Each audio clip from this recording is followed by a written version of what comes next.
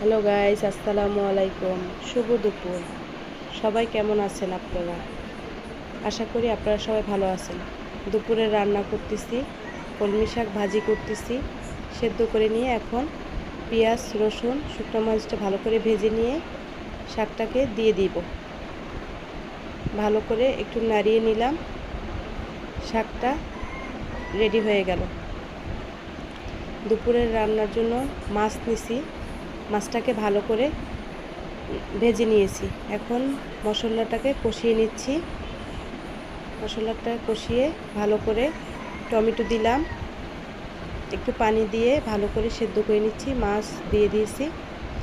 মাছটা রেডি হয়ে গেছে। আপনারা সবাই ভালো থাকবেন, কমেন্ট করে জানায়েন কি ভুল হয়েছে। আল্লাহ হাফেজ।